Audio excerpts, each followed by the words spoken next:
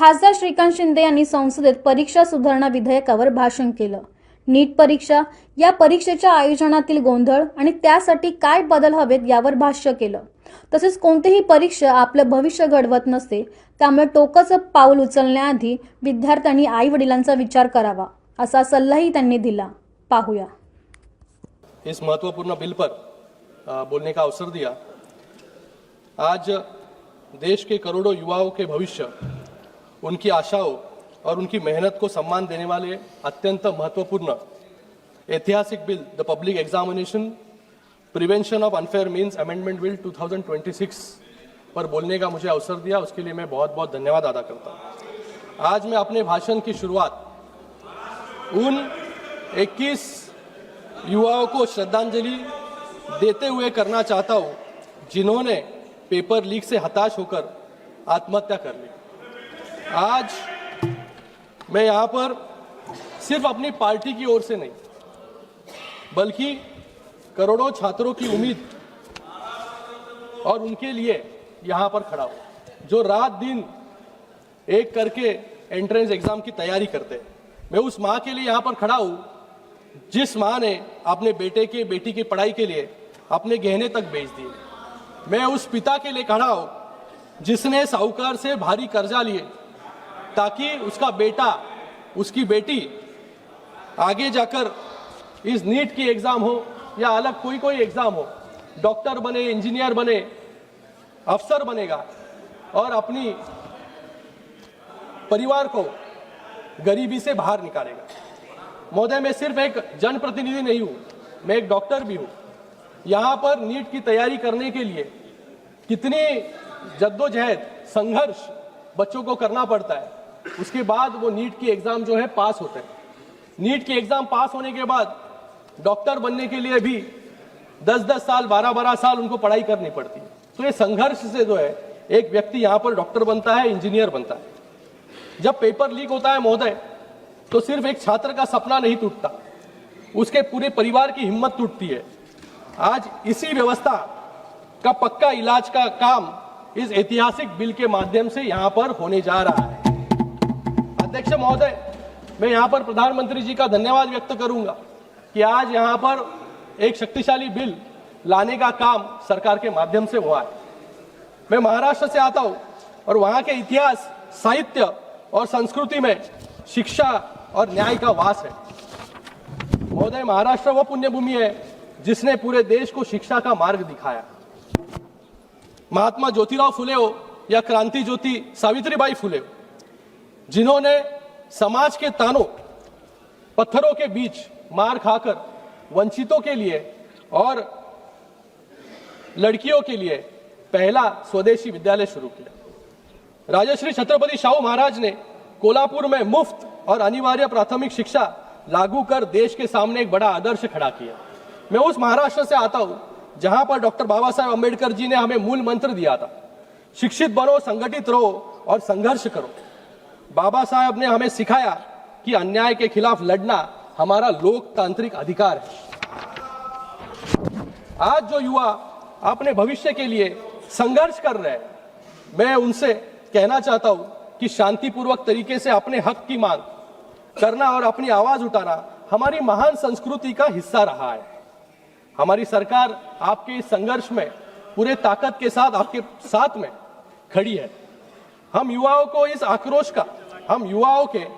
आक्रोश का केवल आंदोलन नहीं मानते, बल्कि शिक्षा व्यवस्था में एक ऐतिहासिक बदलाव का अवसर मानते हैं। यह केवल एक विरोध नहीं है, बल्कि एक सुरक्षित और पारदर्शी व्यवस्था के निर्माण की शुरुआत है। आज मैं इस सदन के माध्यम से अपने देश के हर एक युवा को बहुत ही भावनिक अपील यहां पर करना चाहूंगा कि कोई भी एक परीक्षा जो है आपकी जिंदगी यहां पर तय नहीं कर सकता।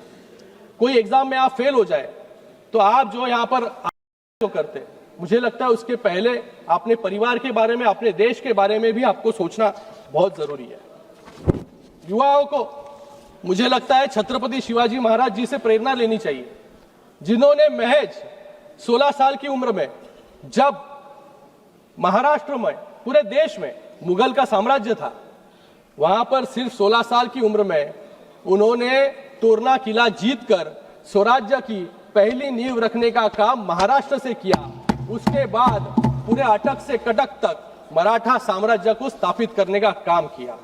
मुझे आज यहाँ पर विक्रम बत्रा और मनोज पांडे जी की भी याद आती है। 2 दिन पहले ही हमने कारगिल विजय दिवस यहाँ पर मनाया। उन्होंने महज 23-24 साल की उम्र में देश के लिए अपने प्राणों की आहुति दी।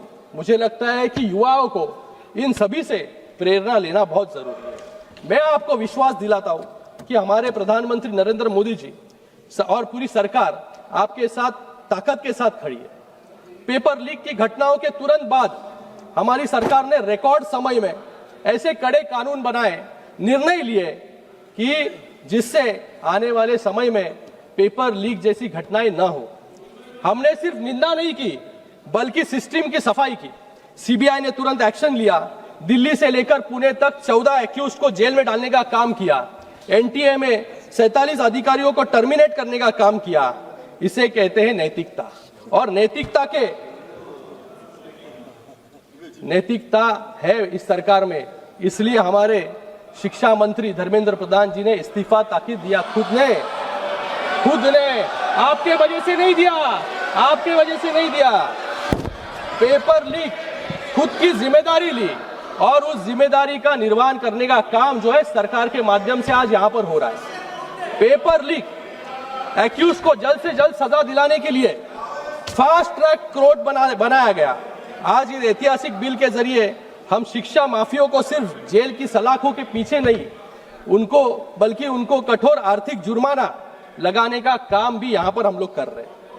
हमारा लक्ष्य सिर्फ अपराधियों को पकड़ना नहीं है बल्कि बच्चों का कीमती साल बचाना भी है।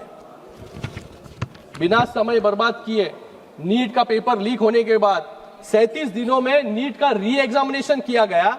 25 दिनों में रिजल्ट जो है यहां पर घोषित किया गया, जिससे छात्र का एक भी साल जो है बर्बाद न हो। ऐसे कड़े कदम जो है सरकार ने यहां पर लिए। माननीय प्रधानमंत्री जी ने भी सोशल मीडिया के माध्यम से सीधे जो है युवाओं से बात करने का काम यहां पर किया और उन्होंने कहा कि आने वाले समय में एक ऐसा टास्क फोर्स बनेगा। नंदन नीलकेनी जी के अध्यक्ष में एक कमेटी बनाई जाएगी, एक टास्क फोर्स बनाया जाएगा, जिससे आने वाले समय में कभी भी नीट के परीक्षा में या कोई और परीक्षा में, कोई भी परीक्षा में पेपर लीक ना हो। आने वाले समय में ये सब हम कर रहे हैं, लेकिन मुझे लगता है हम सभी को, यहां पर बैठे सभी लोगों को सोचना जरूरी है कि आज युवाओं के मन में क्या चल रहा है, उनकी क्या पीड़ा है। आज यहां पर हम नीट की बात कर रहे हैं। मुझे लगता है शिक्षा व्यवस्था में भी सुधार की बहुत जरूरत है। ये नीट जो परीक्षा है, ये नीट की सिस्टम क्या है? ये नीट एक परीक्षा है, एक दिन और एक मौका हम हमारे युवाओं को यहां पर देते हैं। एनटीए एजेंसी जो है, ये सेंटर कहां होगा, कौन से डेट पर नीट होगी, ये सब डिसाइड करने का काम जो है एजेंसी के माध्यम से यहां पर किया जाता है। लेकिन मुझे यहां पर कहना है कि छात्रों की सालों की तपस्या, उनके परिवारों की उम्मीदें और उनका पूरा भविष्य सिर्फ 3 घंटे में और उस एक दिन में हम कैसे तय कर सकते हैं। मुझे लगता है कि इस नीट की परीक्षा जिस प्रकार से होती है या और कोई परीक्षा होती है, क्योंकि अगर उस दिन वो छात्र 2 साल उसने मेहनत की, पढ़ाई की, उस एक दिन पर वो छात्र जो है बीमार हो गया, उसके घर में जो है कोई बीमार हो गया, घर में कोई चल बसा, या वो कोई दूर दराज गांव में रहता है, वहां पर बाढ़ आ गई, लेकिन उस एक दिन उधर वहां पर आकर उसने अगर परीक्षा नहीं दी तो उसका पूरा 1 साल जो है वहां पर बर्बाद होता है। तो मुझे आपसे भी कहना है यहाँ पर कि हमको ये सिस्टम को बदलना जरूरी है। हम यहाँ पर जो है क्यों डिसाइड कर रहे हैं कि एक ही साल, वो साल में एक ही बार क्यों परीक्षा दें। बाकी अगर हम देशों में देखेंगे तो उस देशों में जो है परीक्षा कई बार आप दे सकते हो, साल में कई बार, जीमैट हो, जीआरई हो। इस परीक्षा में आप अगर अमेरिका में जाओगे तो अमेरिका में कई बार, साल में कई बार परीक्षा दे सकते हो आप, और उस परीक्षा का रिजल्ट तुरंत लगता है, लेकिन उसका एडमिशन जो है साल में एक बार होता है। तो मुझे लगता है कि ऐसी व्यवस्था को अपनाना चाहिए, क्योंकि आज टेक्नोलॉजी आगे जा रही है, एआई है, इसके माध्यम से हम सब लोग को मिलकर इसमें एक अलग रिफॉर्म लाने की जरूरत है। जीमैट हो, जीआरई हो, तो मल्टीपल अटेम्प्ट जो है, चांसेस जो है, उसको देना बहुत जरूरी है। लव कृष्णा जी ने यहाँ पर कहा कि एक बैंक बनाया जाए, क्वेश्चन बैंक। मुझे लगता है कि ये पेपर लीक क्यों होता है, क्योंकि सबका पेपर जो है सेम होता है। अगर हम क्वेश्चन बैंक, एक जनरलाइज क्वेश्चन बैंक बनाएंगे बड़ा, और उसमें से अगर एआई जनरेटेड क्वेश्चंस निकले जिसका वेटेज सेम हो, और परीक्षा में जाने के पहले परीक्षा सेंटर पर, अरे सुन लेना राहुल, तो क्यों चिल्ला रहे हैं? अरे बाप, पीछे वाले राहुल को बोल रहा हूँ, पीछे वाले राहुल कासवान को बोल रहा हूँ। आप मत उत्तेजित होइए। श्रीकांत शिंदे जी, श्रीकांत शिंदे जी, यहाँ आप पर इधर ध्यान मत दीजिए, आप बोलिए। सभापति महोदय, केवल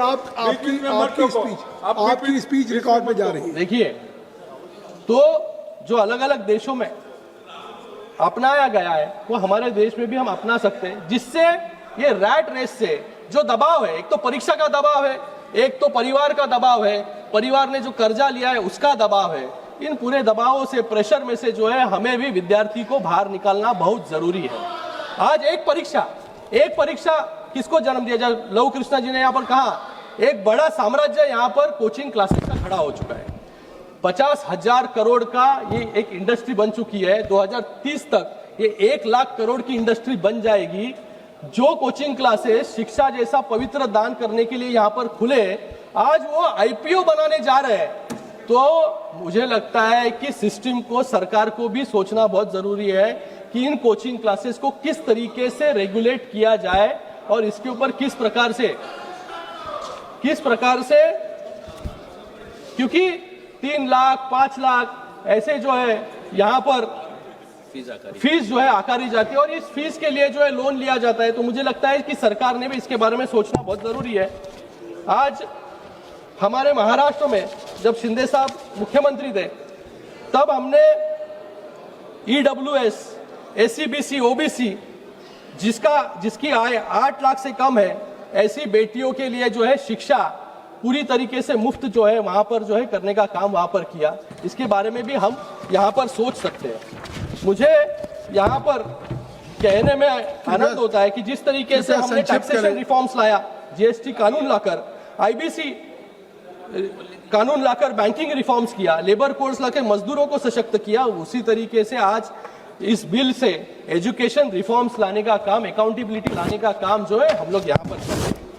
आज यहाँ पर सब लोग चिल्ला रहे थे, गौरव जी ने भी यहाँ पर कहा, गौरव जी ने यहाँ पर दिनकर जी की कविता, उसके साथ में अलग अलग कवियों की यहाँ पर बात की। मैं उनको रामधारी सिंह दिनकर जी की 1962 में जब चीन का युद्ध हुआ, उस युद्ध के बाद दिनकर जी ने किसके लिए एक कविता लिखी थी? एक कविता में क्या लिखा था उन्होंने? घातक है जो देवता सदृश दिखता है, लेकिन कमरे में गलत हुक्म लिखता है। जिस पापी को गुण नहीं गोत्र प्यारा है, समझो उसने ही हमें यहाँ मारा है। ये मैं इसके अंदर विश्लेषण में नहीं जाऊंगा गौरव जी, ये किसके लिए लिखा है सबको पता है किसके लिए लिखा था।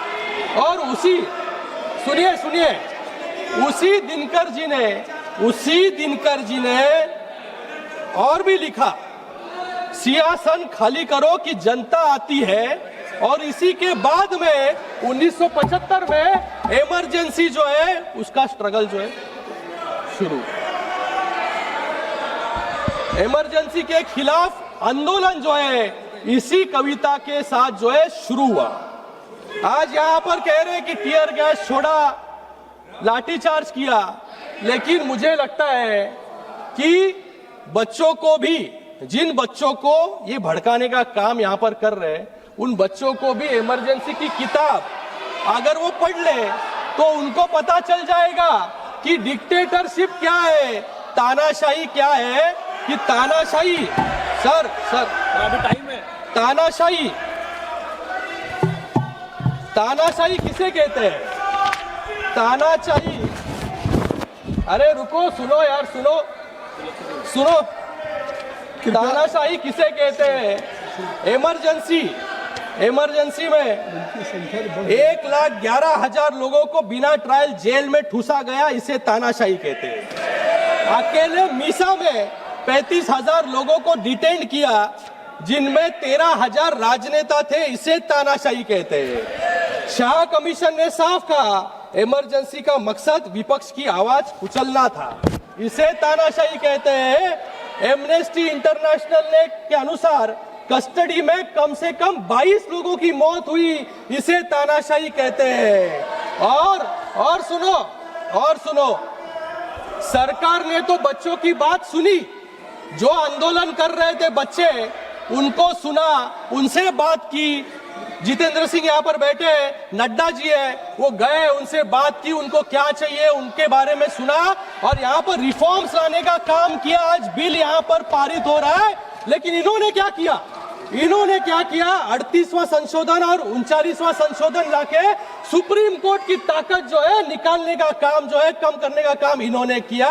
इसलिए जो है इमरजेंसी के बाद हारना इनको पड़ा। यहाँ पर ये कह रहे हैं कंटिन्यूसली, यहाँ पर गौरव जी कह रहे थे कि हम युवाओं के साथ हैं, हम विद्यार्थी के साथ हैं। अरे विद्यार्थियों को तो पूछो वो आपके साथ है कि नहीं। 37 दिन तक जंतर मंतर नहीं गए, इनको 37 दिन तक जंतर मंतर नहीं गए क्योंकि इनको डर था कि आप जैसी और एक पार्टी तो तैयार नहीं हो जाएगी। तो जेन जी के भाषा में अरे सुनो यार, सुनने की आदत रखो। जेन जी की भाषा में विपक्ष के आंदोलन को एक समराइज करना चाहूंगा मैं जेन जी के भाषा में। 37 दिन तक तो ये जंतर मंतर नहीं गए, तो इनको MIA हो गया। MIA क्या है? MIA missing in action. तो 37 दिन तक हमने कुछ नहीं किया, तो कुछ तो करना चाहिए। जंतर मंतर तो नहीं जा सकते, तो हम जाते हैं प्रधानमंत्री जी के आवास के सामने और वहां पर जाके आंदोलन करते हैं। तो क्या हो गया फिर? आंदोलन क्यों किया आपने? उनको फोमो हुआ, फियर ऑफ मिसिंग आउट। अरे बच्चे यहाँ पर आंदोलन कर रहे हैं, हम क्या कर रहे हैं? तो हम चले गए PM आवास पर। अरे सुनो, आगे आप अपना समाप्त फोमो होने के बाद लहू, इनको डेलुलू डॉक्टर डेल्यूशन। श्रीकांत जी, इनको लगा छात्र हमारे साथ आएंगे श्रीकांत जी, आपका प्रधानमंत्री के घर के इधर जाने के बाद, लेकिन छात्र तो कोई आए नहीं। ये अकेले वहां पर 2.5 घंटे जो है धरना देते बैठे वहां पर। और इसलिए तो ये जेनजी की भाषा में जो है आज और इनको इतनी इनसिक्योरिटी है कि लास्ट में सपा को फोन करके बोला कि बाबा मैं उधर जा रहा हूँ। 2 घंटे के बाद, 2.5 घंटे के बाद सपा के लोग आए और 1 मिनट में पुलिस। अब समाप्त करें कृपया। तो आज ऐसी परिस्थिति जो है सर विपक्ष की हो रही है। मैं सर अभी ताकत बढ़ गई सर, पहले मैं 20 मिनट बोलता था, अभी 13 लोग हैं सर। 24 मिनट हो गया। 24 मिनट हो गया।